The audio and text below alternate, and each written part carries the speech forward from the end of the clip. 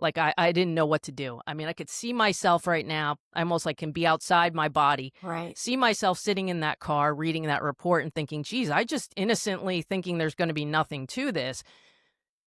And then, how am I going to deal with this going forward? Welcome to Rising to Resilience, the podcast where we explore real stories of authentic struggle, strength, and ultimately hope and transformation. I'm Kristi Hujik, and I am convinced that resilience isn't just about bouncing back and white-knuckling it. It's about who we become in the process of going through really hard things. Each week, we'll be exploring conversations with people who have faced devastatingly hard heartbreak, loss, unexpected challenges. Yet, even through that pain, they've discovered new strength, they've found purpose, and somehow even joy on the other side. If you are in the middle of a storm right now, or if you're just looking for hope and encouragement for the journey, this is a really good place. Here, my hope is that you'll find perspective and resources and practical tools, but also give you something to cling to, because hope is what it's all about. I'm glad you're here. Let's get started. All right, this is pretty cool for me because I am getting to welcome my sister-in-law, Kristi Hujik, to our conversation today. Kristi and I both married Hujik men. Our awesome mother-in-law refers to us as the outlaws because they're the in-laws and we're the outlaws. And it's pretty cool. Kristi has an amazing podcast, which she hosts. It's called The Ripple Effect Connection. When she realized that I was starting this podcast, she reached out with encouragement and enthusiasm. And immediately I was like, oh, you want to talk? Can we do this together? So Kristi, do you mind taking a moment to introduce yourself? Tell us what life is like right now and some of the work that you're doing. Yeah, well, first of all, thank you for having me. And I love that you're doing this. And as far as what I do, I'm an integrative health practitioner, a level 3. So I'm giving people education around lab, but also health and lifestyle changes. I also worked for Dr. Will Cole for 3 years, who, if you know functional medicine, he is one of the top 3 functional medicine doctors in the world. And that was an eye-opening experience being able to work with autoimmune patients. So I'm at that higher spot on Maslow's hierarchy of needs right now, where I feel like, my role now is to give back because so many have given to me. Your work as an integrated health coach is so important, but it's also so personal. Can you share where you were 10 years ago? Yeah, I think coaching has always been in my blood. I think that's something I've always enjoyed doing, whether it was soccer, whether it was basketball growing up. I think as an athlete, sometimes you're a little bit invincible. You're doing everything right. You're doing all the healthy things. You have great people around you. And I think when I started to feel sick, which was about 2016 was the year that all that happened, I, just wasn't feeling myself and being told you have anxiety and you need a sleeping pill. Going from doctor to doctor to try to get an answer because I'm having these weird symptoms that I'm like, okay, something's not right. And I mean, I'll never forget the day that I basically had gotten an MRI in my brain and my neck, thinking that, okay, well, they've done an MRI in my brain before when I had some headaches and there was nothing. This is going to be another dead end. And then innocently going to pick up the report to give it to my chiropractor so that he could see my neck, and then reading the report by myself in the car saying that I had lesions on my brain that were consistent with multiple sclerosis. So I froze in that moment. I was like, I don't know what to do. I didn't know what to do. I mean, I could see myself right now. I almost can be outside my body, see myself sitting in that car reading that report and thinking, geez, I just innocently thinking there's going to be nothing to this. And then, how am I going to deal with this going forward? Right now that's my immediate attention turned to, okay, all right, we know what's wrong now. How am I going to deal with this going forward? And understanding right away, even without training in the functional medicine world or integrative health world, understanding right away that there was going to be a food nutrition component to this. Right away, my attention turned to, what do I have control of here? And then just, processing it was, I felt like on my end, I was doing okay because there was some sort of relief from a diagnosis. And I think there's a lot of people that would tell you that when they get a diagnosis finally and they do know what they're dealing with, sometimes that does cause a sense of relief. Now, it's what you do about it then is, of course, I just want to know why. Why did this happen? Because to me, I want to make sure it doesn't happen again. I got to know what caused it in the first place. Yeah. And so I think those were the places that my brain was going. And the hardest thing was telling people, telling loved ones, because they dealt with it worse than me. Really? My loved ones were like, it was a big deal. It was, watching my parents deal with it. And you're like, oh, man, like, I don't want them to feel like this. I'm like, look, hey, I get it. I'm going to have control of this situation. I'm going to have an impact on how this affects me in my life. So multiple sclerosis is an autoimmune disease. Can you describe what the diagnosis means clinically and then how the work you were doing with changing your diet and addressing your functional health, like what does that do when it comes to autoimmune disorders? Yeah, I think that, there's usually there's lesions in the brain. They can be in different spots. And so symptoms can vary by the person. I was lucky. My symptoms were not that severe. I would get like a lot of neck pain and I would get a massive sense of burning down my spine.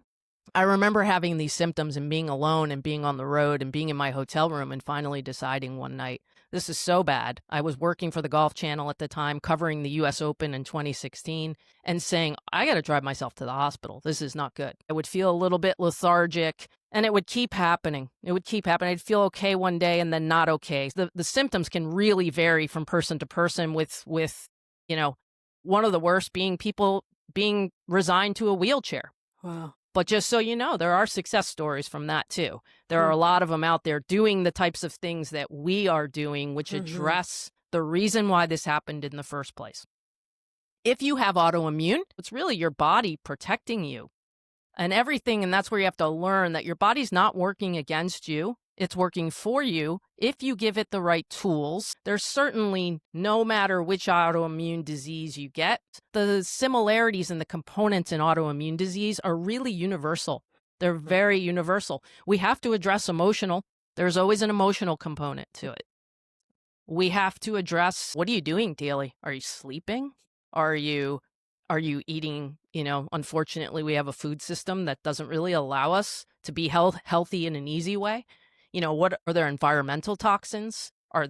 Is there mold? Those are big things that drive these autoimmune issues, and they're all connected. So it can get really complicated, but the body is a system. So when one thing is off, a lot of things are off. But the good news is when you work on one part of that system, it can also have some of the others fall into line. Yeah. It's interesting to me when you talk about you got your diagnosis and that moment. I mean, I'm sorry that you were alone. That's so shocking.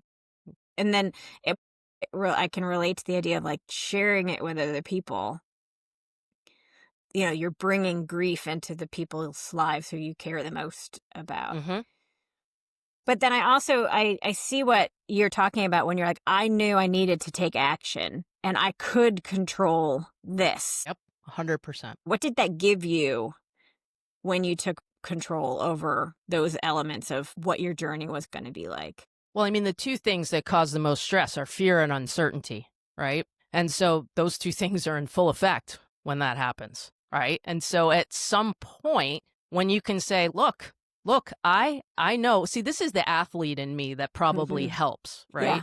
Is that I am the person who I'm going to figure it out. I'm going to figure it out. I can do this. I've done hard things before. And like in the large scheme of things, eating, sleeping, controlling my mind in a more positive manner, those are controllables. Those are absolutely controllables. And confidence comes from action, right? So that if you can take the action, that's going to lead to confidence. And so the action that even so, like my own health journey is still a work in progress. There's still humps and bumps. It's never straight line. No, I'm not sitting here portraying like, hey, I just did these things and it was a straight upward trajectory. No. But what happens is the confidence of knowing what I know is empowerment in the moment where I feel like I'm not comfortable.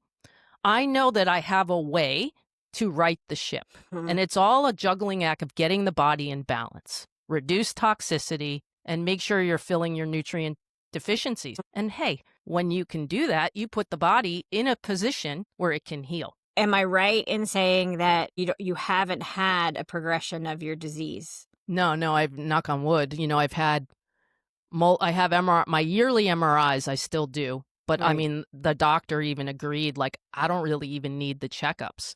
The thing that stands out to me is I've been in a room full of people with MS, and some of them in not a good place, and I've been emotional about it, thinking, why them, not me? Because there are Hmm. people in wheelchairs. But then I look around, and here I am at an MS support group. Yeah. And there's pizza, soda, donuts, Mm. and I'm thinking to myself, you want me to talk about nutrition, and Yeah. that's the food you're putting in Mm. front of these people. And so I think there's just so many things that we can do. And so what I would say is just, do your homework, do your research, do everything you can that's in your power. But absolutely, food is medicine, and that plays a role, and that's a great place to Right. start. So you're a very successful college athlete. You've always been very athletic, and your work takes you into a realm where you are surrounded by high performing people. So you've done a lot of work in the Golf Channel as a producer. You've Hmm. interacted with professional athletes at the highest level of achievement, and you've seen up close what it looks like for somebody performing at that level to overcome.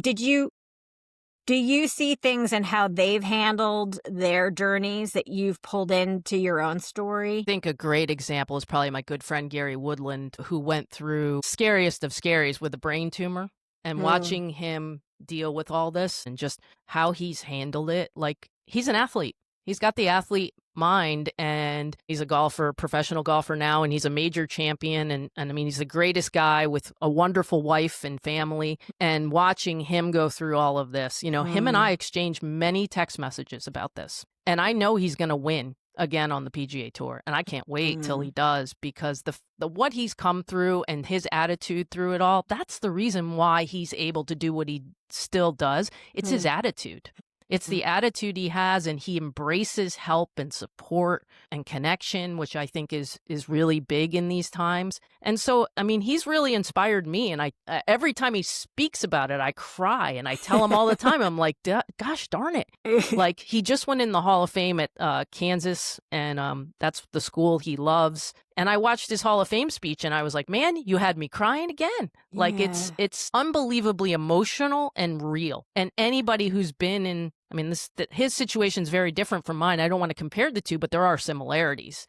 When you get that diagnosis and you kind of know, I mean, his was really dramatic symptoms and really life-threatening. But like, watching him go through it, like, he's a real-time example that I would tell anybody, if you want some inspiration, go look at that story. Yeah. You mentioned when you were talking about Gary the importance of community Mm-hmm. and relationships and support. You offer that for your clients when you're Mm-hmm. helping them navigate through it.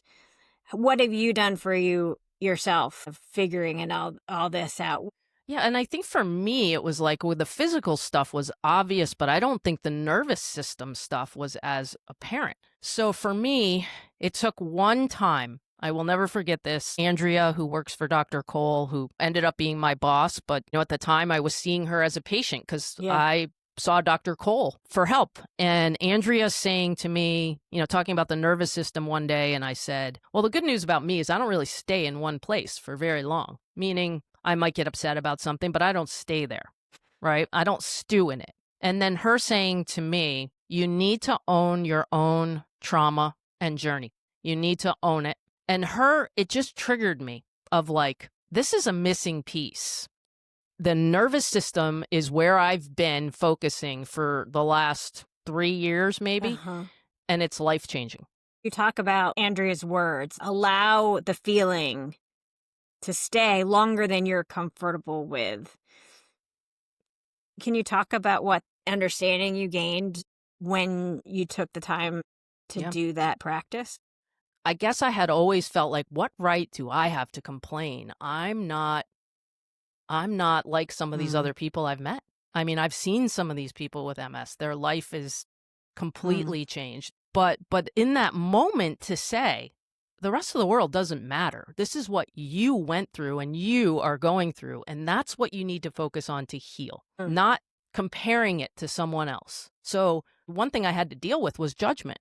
The judgment I always had of myself, the judgment in sports alone, the judgment that maybe my dad had, when I was doing things when I was younger, being an only child, there's trauma that comes with that.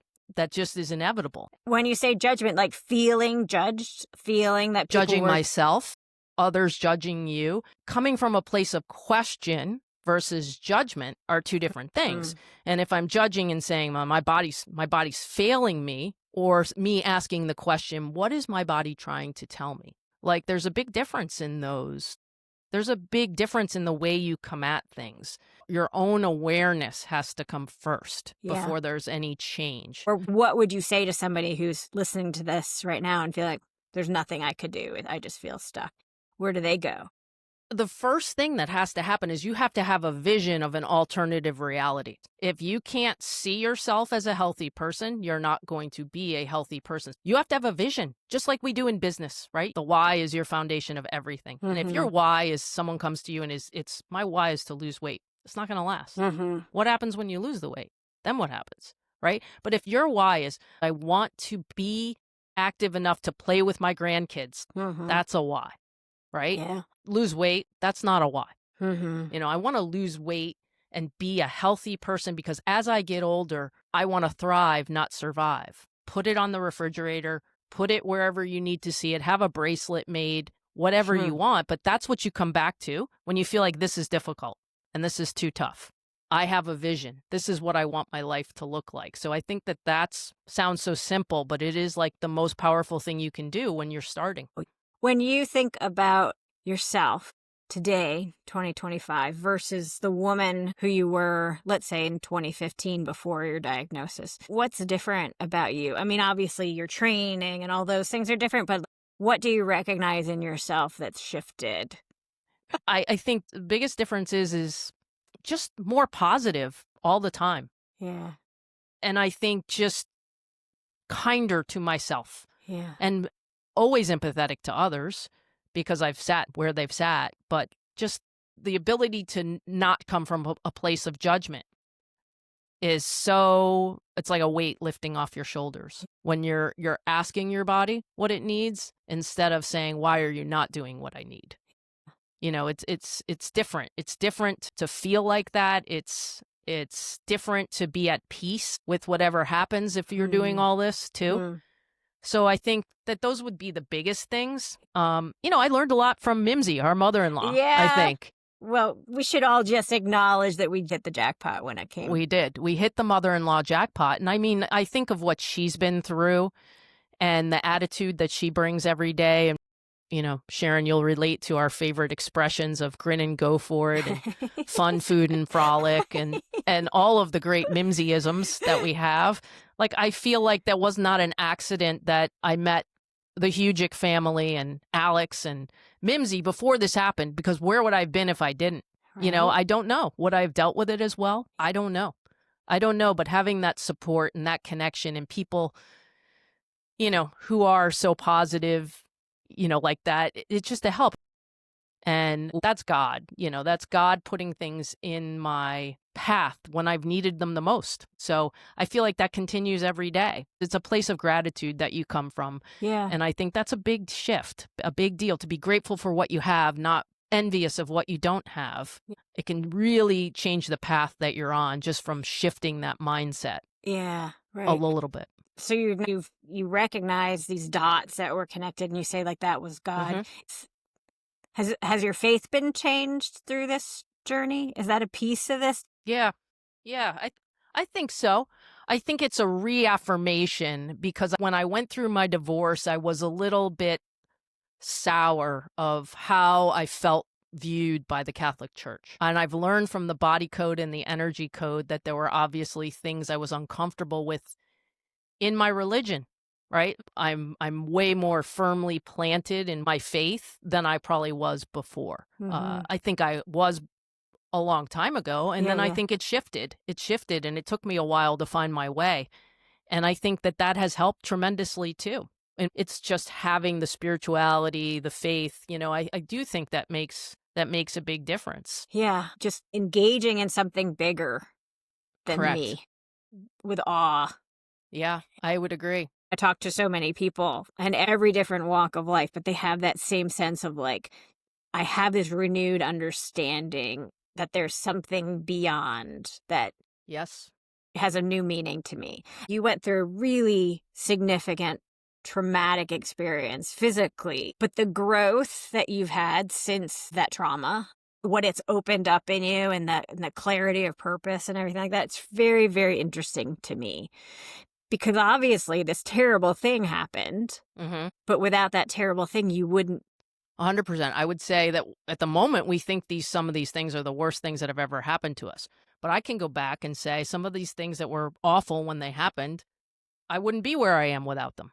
If I didn't hurt my knee, growing up or in college, would I have been the player I was, or would I have been as resilient as I am? That MS diagnosis, you could argue, is one of the best things to ever happen to me because I learned so much about myself. So if you can then turn something that looks like a negative experience or the most negative of negative experiences into a positive growth standpoint, make yourself better for it, and advance and grow, then I take that every day. Well, and you said, I've done hard things before. It wasn't like you were like a babe in the woods and all of a sudden you were handed this terrible setback. Yeah. Each one of those small incremental losses, which at the time feels like the worst, most significant, heaviest thing, because it is up until that point, right? Yep. But as we just keep building our nervous system, building our capacity to problem solve, building our resilience. Each one of them then prepares us for, it's not like we want more hard things, yet we're going to be ready for the really big curveball that life is throwing. Right. There's a support group that I run that all it is accountability. And what the person does, they send me a text of all their wins that day. Like what went well. They send me a report at the end of the day. What went well, what didn't go well. And I also send them mine. Every day is not perfect, but the accountability and the understanding that there's someone there with you going through this day after day, that alone helps people. Yeah. Well, and the act of sitting down and processing, hey, what went well today? Moving it into your prefrontal cortex to be like, okay, let me assess. Let me make these anchors of like, that worked. That didn't go so well. But wait, I did that better yesterday. I'll do it better tomorrow. Like that, the processing of a day is pretty powerful. It's effective. It's simple but effective. Yes. So if someone's listening and hearing this conversation, and I can't imagine they're not inspired by your story because your story is really inspiring, not just the personal resilience, but also the systems that you created to help other people going through it. Because you really have built a support network and the resources and the accountability and anything that somebody who's like, yeah, I kind of feel like I could use some help here. You have those resources available. If they're listening and ready to make those first steps towards healing, where should they start? If you're looking for coaching, I've got a webinar coming up helping people set their health goals for 2026. By the end of the webinar, you'll have a plan. Now, do you want a coach to help you with that? That's another step.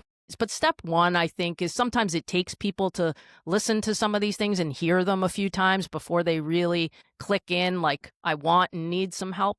So I always say take advantage of what's free to you first, right? And there's always a level of support for everybody, I think. A direction, something you're comfortable with. There's group programs. There's one-on-one support. It just depends on the level you want it. And I think that's just something you sit with yourself and ask your body, what do I need? And just understanding it does not have to be that way. It is not automatic that you feel like you can't move and you're creaky and cracky in your old age and that's the way it's going to be and your hormones are going crazy and that's the way it's going to be. That isn't normal. And things can be different. So I think it's just assessing that and then reach out. I'm always happy to answer questions. I answer them on social media. You can email me, Kristi@KristiHujik.com. I do free 15-minute discovery calls with people too to help them assess what's right so that you don't have to make the choice on your own of like, oh gosh, I don't know what I'm going to choose. those calls can help sort that out so Yeah. that you can reach out for that. Yeah. I just feel like if you're wondering, like, then give yourself permission to find out. Answer the question. Find out more. See if it's a good Yep. fit. Yeah. Thank you, Kristi. Thanks for Yes. hanging out with me today. It's good to talk. You make the Hujiks look good. You're a good asset for our crazy clan, and I'm grateful to see you healthy, see you thriving, see you having overcome so many things. It's really special. So thanks for sharing your story today. Yeah, and thank you for all you do and that you are doing with this. Keep shining your light, Sharon. You got it. I'm in. Thanks, Kristi. Thanks so much for listening to that fun episode. Kristi's story reminds us that sometimes the hardest diagnoses become the doorway to the deepest healing, physically, emotionally, even spiritually. If you're walking through uncertainty or fear in your own health, I hope her story gives you permission to take one small step, to advocate for yourself, and to believe that healing is possible for you too. If this episode encouraged you, would you take a few seconds to rate and review the show? Your support helps these stories reach other people who need them. And if you know somebody who would be encouraged by listening to this, please go ahead and share it with them. You can connect with Kristi at kristihujik.com or on Instagram at wholehealthkristi. And as always, remember, resilience, it's not about bouncing back. It's about rising, stronger, softer, and more rooted than ever before.